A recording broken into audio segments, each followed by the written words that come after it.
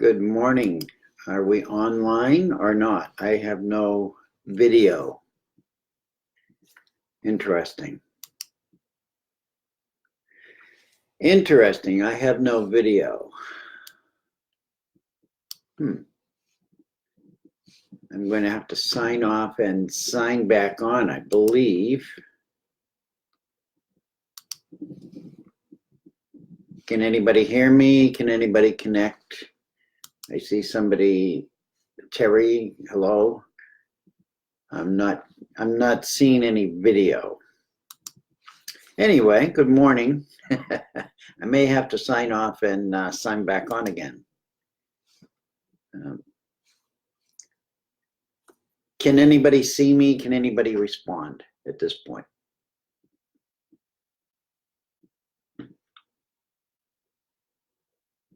Oh, okay. Well, I don't need to see me anyway.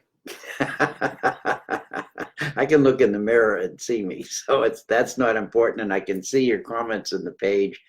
And if it doesn't get videoed at the end, then so mote it be. Good morning, everybody, and welcome to Presence of Light with Charlie Bergeron. And thank you for the little love hearts. I get to see those. That's okay. I've looked better, but that's okay. I'm just a black screen, and maybe that's all I am, is a black screen here on planet Earth that has a voice and wants to share some wonderful thoughts with each of you. So as you're arriving, I thank you. I'm humbly grateful for all of you being here. And technology seems to be an issue for me today, which is okay. I'm not the only one from what I hear. Everybody seems to be having some kind of glitches with social media and other aspects of our computer world and our technology. What that's about, I'm not really sure, nor do I really care on any deep level. So today's talk, if you've seen the opening page, and you can see that it's self-love / other options. And so this morning, I just wanted to recap pretty much what I've gone through over the week, and it seems to be a pattern that I'm following. And it's a reflection that all of us have been through this past week on some high energy input, whether we're recognizing it as that, or we're recognizing as a disturbances, or how it's affecting us. But what's happened is it can be very overwhelming at times, and it can also be very confusing to deal with. So this morning, I wanted to express that we went through 11/11 and a full moon this week. And 11/11 is basically the opening of a gateway of energies that connect us to higher dimensions of ourselves and to source at a greater frequency, which is a powerful time that we're moving through, especially as we're evolving as a species here on planet Earth, and planet Earth is actually evolving as well. We do this together. There's no separation. One can't evolve with the other. We've read in the histories and the stories of religions of how many races of beings have been wiped out, of humans, and with only a few left to carry on. Those are messages that sometimes are quite disturbing for many of us. This time, I can assure you that if this is happening, we're all going through it. There's not going to be a mass clearing, so to speak. The clearing that's going to be done is going to be done within us. And this is what I'm understanding. And so this week, if you've been going through a lot of issues of clearing, please understand that this is part of each of us tapping into the greater self and removing all that no longer resonates with us. And so as I begin, I just wanted to say that there's many explanations for the full moon and 11/11, and to really truly observe them from any outside place, we have to go into a higher dimension of ourselves, and then look back into this third dimension. Because while we're in it, it is very difficult to ascertain what we would call, or we would define as, truth about this, because the energies that we're in affect the conscious construct of our minds. So the 11/11 is an amazing process, and that's where the self-love came from.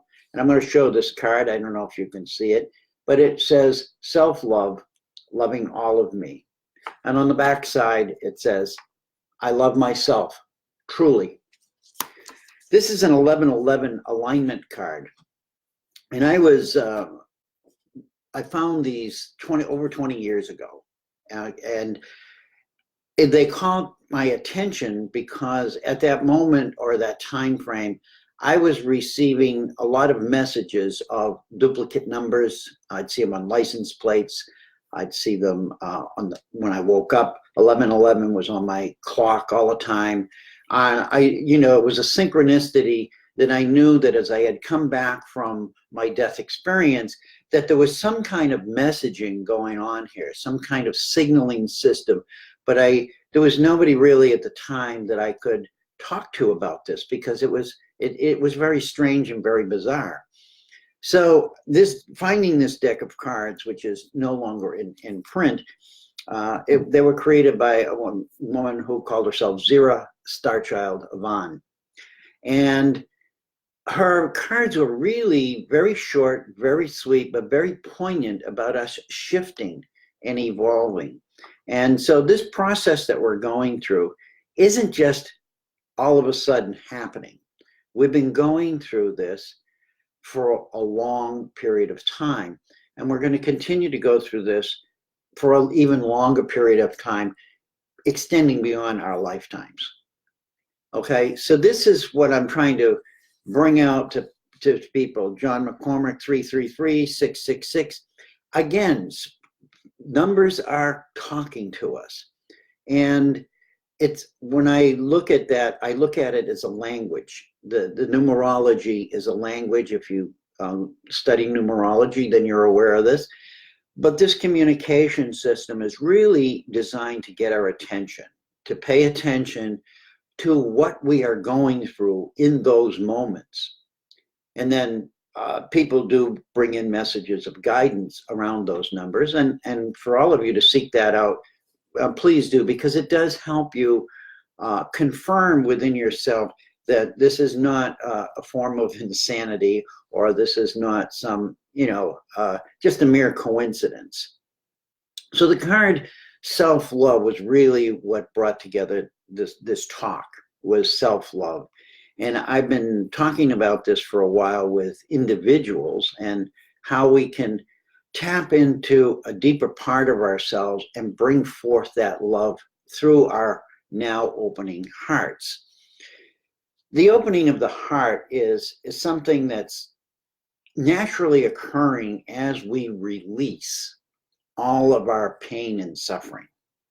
It goes hand in hand.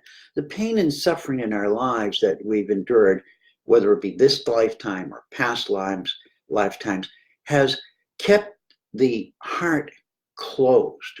And as that heart closed, we have less real communication with each other. We have less communication with our higher self. We have less ability to really, truly embody the amazing beings that we really are. So when we were children, self-love wasn't looked at as anything we were taught, but it was plainly visible as children. And we were willing to explore and accept that until the collective consciousness around us frowned and distorted what we were going through and labeled it as selfishness. And selfishness became a means of controlling us. So you're just being selfish, or, etc. And in the moment, on the surface, we could say that, well, it did appear as selfishness. But it wasn't about that. Really, what it was we only knew who we were. And we were, as children, trying to align and interface with this world, which was strange to us because we came from a place of higher love, of divine beingness, and we've entered into this dimension where we were confused. We were highly confused, and our little human brains was trying to gather information as rapidly as possible in order for us to function efficiently here, and to look for maybe somebody we recognized or something. And all the while, we kept getting told, we're being selfish. We're being self-centered. This is wrong. Well, what is wrong is what's happening right now. The separation that we live in right now is wrong. And in order to correct that wrongness, we have to come back into our hearts, and we have to start loving ourselves again. And as the quote says, self-love, loving all of me, loving all of me. That means the good, the bad, the ugly, the fat, the skinny, the bald, whatever judgments we have of ourselves, we need to let go and just say, who am I behind all of those labels? Okay, one of the first lessons I was given when I came back was to remove the labels off of everything you see. And when you see it and it makes you question, or it offends you, or you have some energetic challenge with it, pull the label off and look at it again, until you get to a point where there's no labels telling you what it is. Because all labels have been put on things in order to guide and direct us. So it's like a street sign, Route 95 this way, or Town of York this way. They're signals to direct us in certain patterns. If you wanted to control other humans, what you do is you create these road signs, and you put them and you direct them, and you move, and they will go. Because logically, this is an accepted, it looks right, and people will follow. When we follow, what happens is many times we let go of our own ability to discern what is correct or incorrect. And we just assume that this person in authority, this person who seems to have knowledge, just like you listen to me, I seem to have knowledge, I'm going to follow and follow that. So I always ask people to go within, and if there's something that I say that doesn't resonate with you, stop a moment, take a deeper look at that. Because basically what's happening is somewhere along the line, it's crossing your mind, and it's creating a disturbance. An alarm system's going off. Something's not right. Something's wrong. So the things that can be wrong are either your original pattern of what you thought that meant is incorrect, or the one that you're receiving now is incorrect. And right now, this is what we have to do, is we have to go back to a place of discernment where we are now questioning just about everything we do.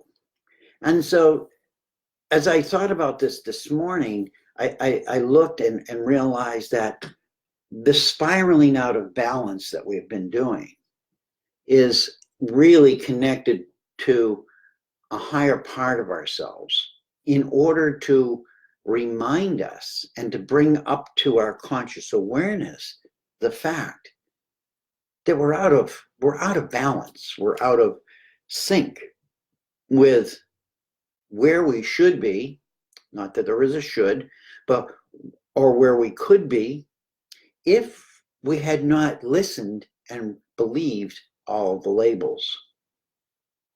So what came to me was to look up the word autocorrection. Autocorrection, and I don't know where this came from or why. So I looked up the word autocorrection. And as I was looking, I says, maybe that's the state of beingness we're in. We're in autocorrection. So what does that mean? So Wikipedia calls autocorrection, because we're on computers, again, autocorrection is a state of, it's known as text replacement, replacement as you type, or autocorrect. And it goes on to say it's an automatic data validation function commonly found in word processors. I, underneath that, put the word in capitals, humans as word processors. We are word processors. This is how we react to each other. We speak, we write, and we react and communicate through words. The message I gave you earlier about pulling the label off, if it doesn't fit, maybe it doesn't fit. Trust yourself. If it doesn't fit, say, why is it not fitting and what would fit better? This is autocorrection. So you see, the artificial intelligence we have in computers is only mimicking what we really do in real life.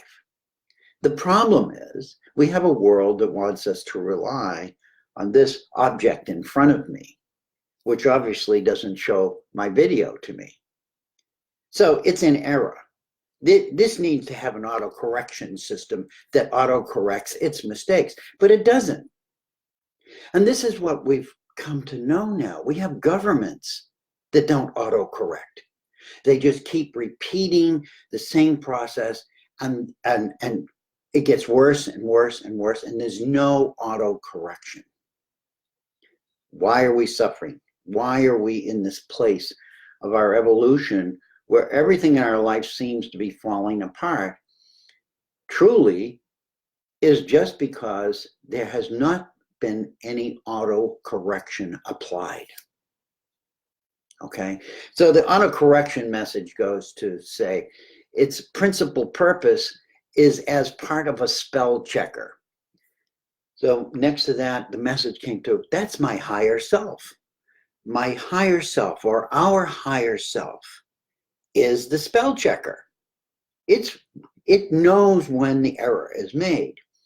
The problem is we've been disconnected from the spell checker.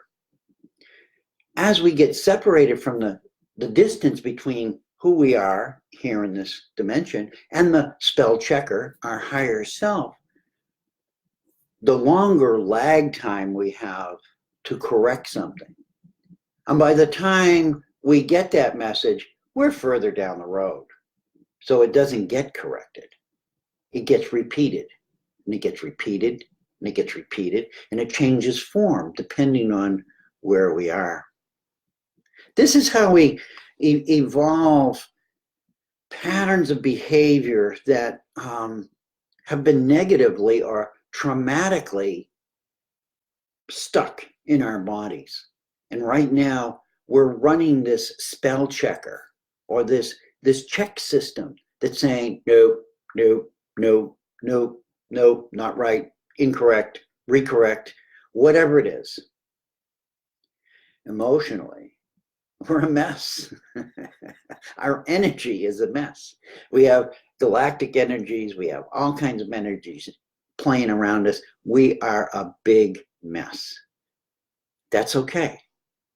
Because out of the chaos is the creation. Chaos is the foundation of creation. We're not here to define chaos and correct it any more than we are to correct our breathing. There's chaos in our breathing.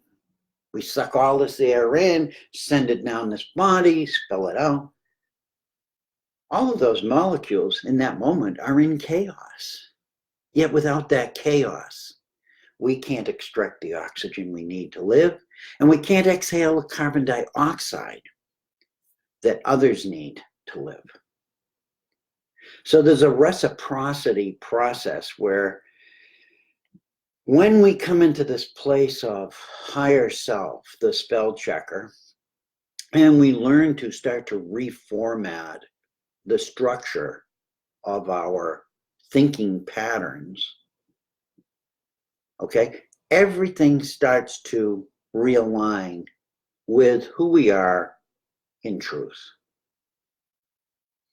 Will we ever really know complete truth in this human body as to who we are?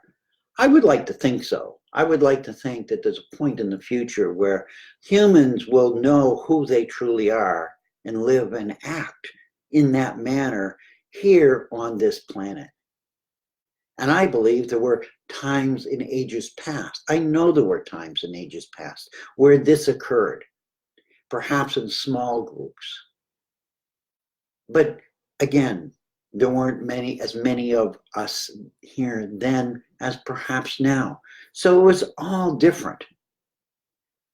But this automated brain of ours, running wild with no autocorrection, so to speak, or having the autocorrection adjusted so that it is a very low frequency, so that we didn't hear it above the roar of everyday life, has created these patterns of behavior in us that we see and break our hearts. They tear us apart. They bring fear into us. They bring pain. They bring suffering.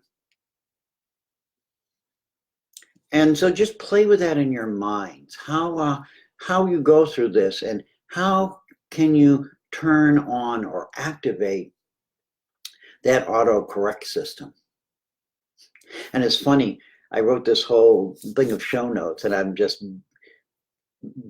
picking pieces off of this, and it's amazing how truth wants to flow through me today. So the one statement I'm looking at now is one that I put in bold capital letters. We are now fully engaged in a process of autocorrection, assisted by Source to save us from further pain and suffering, and to focus on unification within ourselves first. This is where we begin. This vehicle, this vessel, this body, this extension of this higher self that extends into this third dimension and works, acts, laughs, spells, does everything. This is where we begin. We begin by opening our hearts and learning to keep them open as wide as possible, even when we're being hit with negativity, abuse, distress. Keep the heart open. Our heart space is the divine connection. It bypasses all of this. This runs around and creates a field of interference around the information channel that rises up and down through our body, connects to Mother Earth, connects to the greater, highest self that we can possibly be. This right here, this little brain, is the generator of the confusion, and it's been programmed just like we program our computers to respond to certain stimuli or act in certain behaviors. And like I said, I signed on 3 times this morning. I have no video here. this is what's happening to us in this physical body. We're not receiving the information that we need in order to fully embody who we truly are. So I don't mean to get preachy. I don't get preachy all the time. Truth hurts, but then it will set you free. Absolutely. Truth is not something that we can really define. Truth is alignment.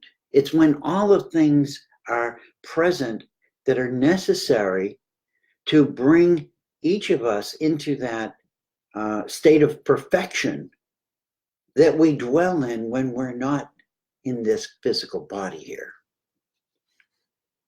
We have all this great power and wisdom to create tools and objects, computers, cars, rocket ships, nuclear bombs. I mean, that's the downside of it. That's how much wisdom we have.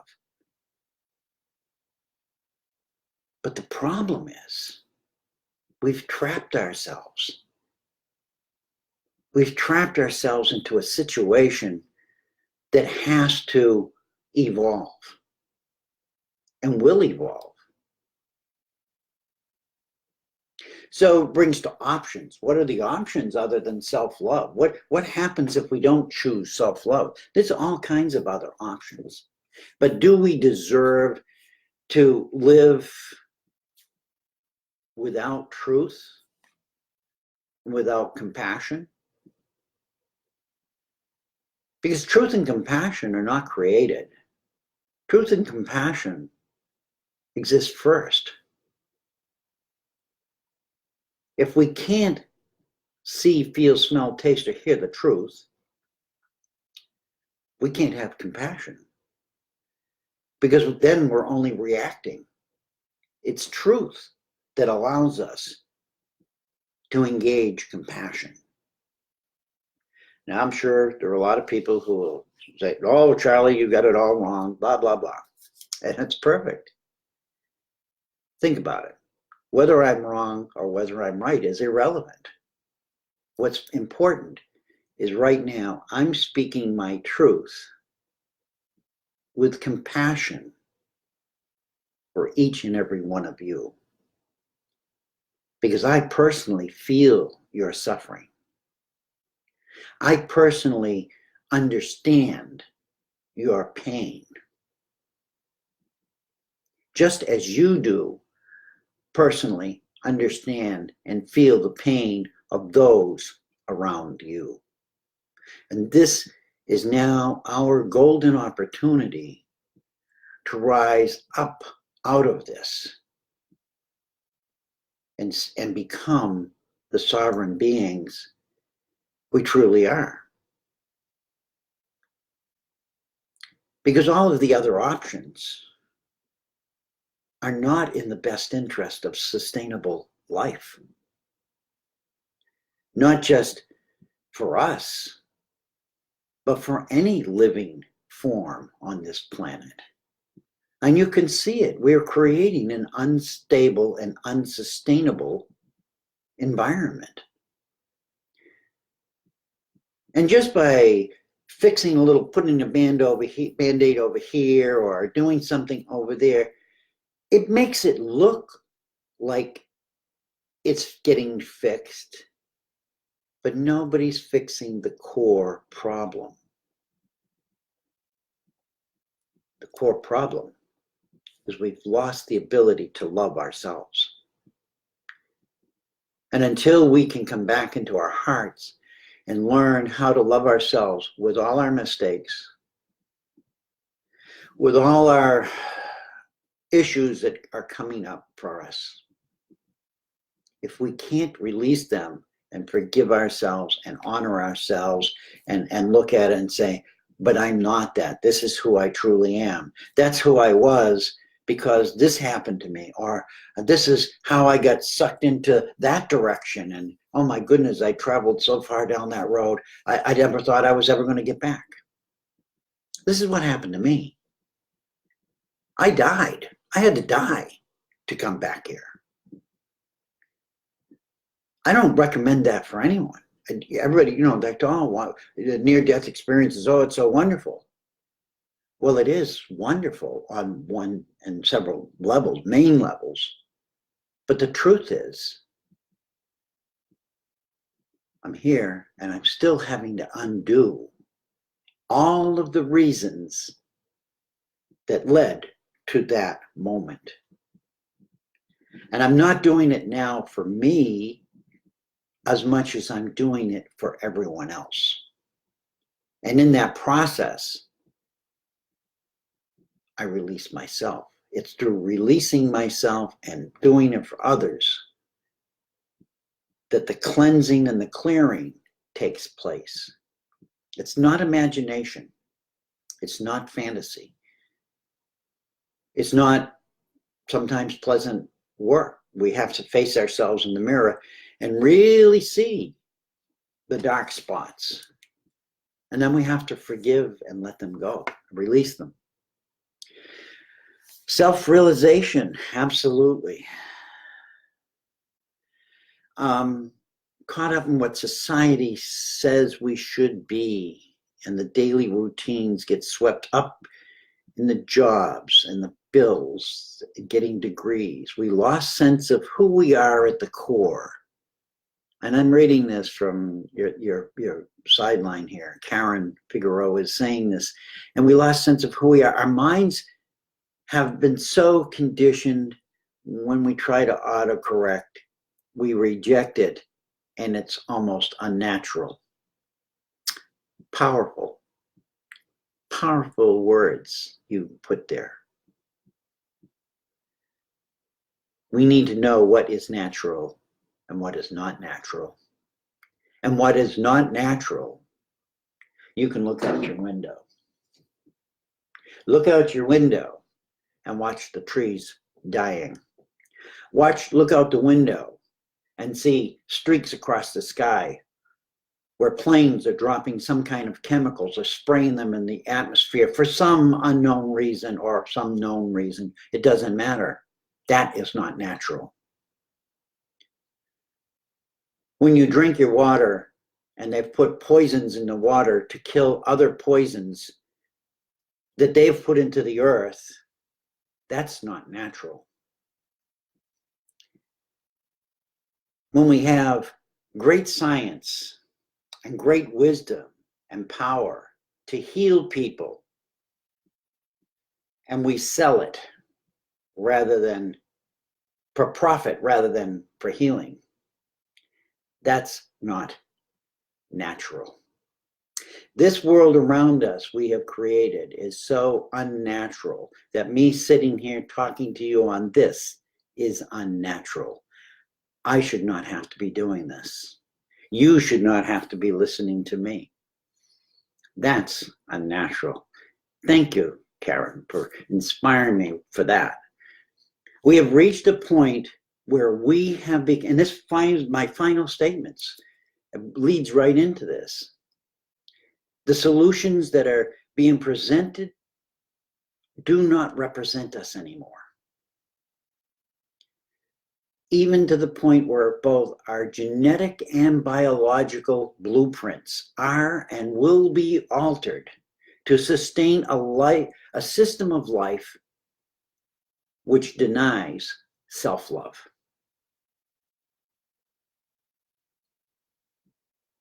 We've reached a point where we have a commodity that is daily bartered for and sold with no regards or solutions to the suffering that this collective human behavior is creating. I'm not telling you something you don't already know. You know this. And it's become our responsibility now. If we're going to save anything, we need to save ourselves. And in doing that, we set forth a triggering effect where as one person becomes more self-sustainable and empowered, somebody else says, oh, what? Something happened. You changed. And you're happy. You're not so worried. You're looking better, or you want to diet, or what are you doing? people will recognize that in you, even if it's just a little bit, which does two things. It encourages us to keep going on this path of inner deep reflection and bringing it forward, making the changes we can where we are with what we have. And I'm becoming more clarified and aligned with the truth and the compassion that we need to represent to the world, not to be do-gooders and not to be grand wizards here, just to be our natural true self. We're amazing beings. We have so many gifts, and they're being squandered because if we do that, the very few that are in charge or have taken charge of all of this lose their power. We are creator beings, and the opportunity is happening now to stop reimagining. And these words came to me this week, and I've said them in several groups. Reimagining what we can be or what can be done, and to re-image it. The image of our perfection exists. It just doesn't exist here anymore. So re-image that. Find that image in your memory bank. Go through your cleaning and your auto-correcting and find the image of who you are as the perfected you. Take a picture of that with your mind and bring it back into your body. Re-image it. Become that image. And eventually, you will embody that. Because it will feel so good. You won't ever want to be who you were ever again. Not that you won't respect the lessons you learned, not that you won't, love certain parts and aspects of it, but now you'll be able to love them at a higher level and a greater capacity. It's through loving ourselves back into the truth of our creatorship that the separation will disappear and we will be a beautiful human species of beingness once again. With that, I'm complete. Anita, God bless you, darling. I know your struggle, and I'm with you 100%. Keep going. For all of you who are out there who are struggling, keep going. Know that you are far more powerful than you ever imagined. Tap into that, not because I said so, just because you are these amazing beings. Gone a little bit over. I apologize. I thank you. I love you. I love you. I respect you. I honor you. I am you. You are me. And together, we are unity at a level that's unprecedented in the universe of the third dimension. Thank you. Have a great week, and hope the video shows, and if it doesn't, that's okay too. I get to say it. It's there. It's created, so let it be said, so let it be done. Have a great week. Bye-bye. Thank you for showing up.